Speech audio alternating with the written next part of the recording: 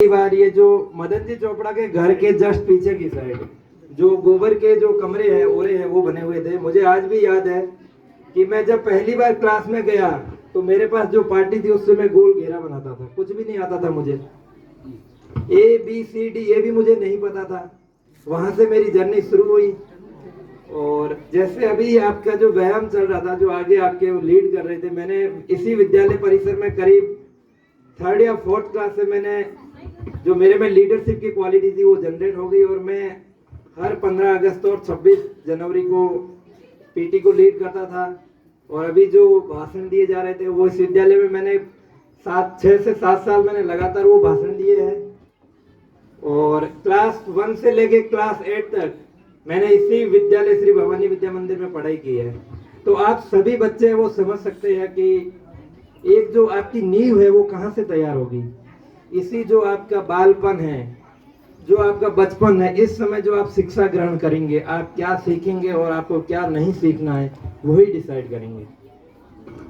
जैसे मैं अभी IAS बना हूँ तो ये कोई एक वर्ष की कोई घटना नहीं है कि आप 1 वर्ष में तैयारी करके बन जाओगे। इसके लिए आप जब विद्यालय में प्रवेश करते हैं और इस सक्सेस को हासिल करते हैं और उसके बाद जब फील्ड में जाते हैं, एक IAS बनने का उद्देश्य क्या होता है? समाज सेवा करना और इस देश निर्माण में सभी को साथ मिलकर आगे बढ़ाना। तो ये एक दिन का कार्य नहीं होता है।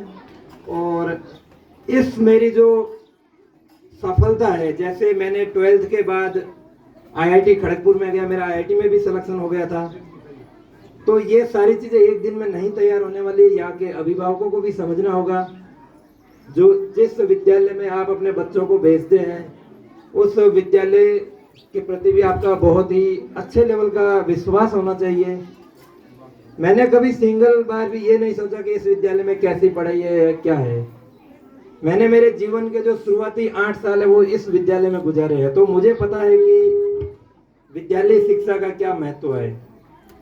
जब आप एक बिल्डिंग का निर्माण करेंगे तो शिखर तक कब पहुंच पाएंगे? जब शुरुआती आपकी जो नींव है वो बहुत मजबूत होगी। तो मेरी इस जर्नी में नींव बनाने में इस जो भवानी विद्या मंदिर, इसका बहुत ही बड़ा योगदान रहा है। आप सभी बच्चों को मैं पहली बार यहाँ संबोधित कर रहा हूँ, क्योंकि इससे पहले बीच में सर का मेरे पास फोन भी आया था। 20 जून को एक विद्यालय में सम्मान समारोह और जो विद्यालय से पास आउट है लोग हैं उनका रखा गया था, पर मेरी पहले की जो सेवा चल रही थी मैं वहाँ से इस्तीफा नहीं दे पाया, तो आ नहीं पाया था। और इस बार मैंने पूरी कोशिश की और इसी 15 अगस्त के लिए ही मैं दिल्ली से वापस यहाँ आया कि मैं वहाँ जाऊँगा, मेरी स्कूल में बच्चों को मोटिवेट करूँगा। आप में से ही कोई ना कोई कभी बनेगा, चाहे RAS बने, IAS बने, डॉक्टर बने, कोई बाहर से नहीं आएगा।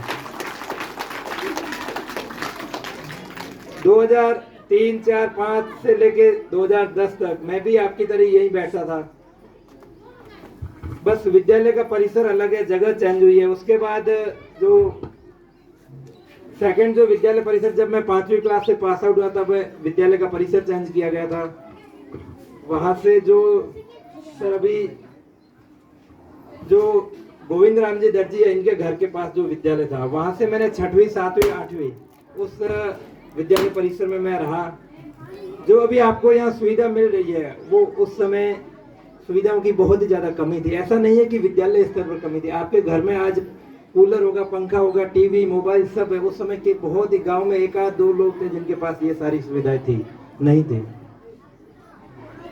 और अभी आपके पास सारे जो यहाँ बच्चे उपस्थित हैं, बच्चों के अभिभावक हैं, पेरेंट्स हैं, आपके पास अभी रिसोर्सेज की कमी नहीं है। यानी आर्थिक स्थिति एक अच्छी सभी की मैं मानता हूँ कि बनी हुई, कि अपने बच्चों को आप बहुत ही अच्छी शिक्षा दे सकें।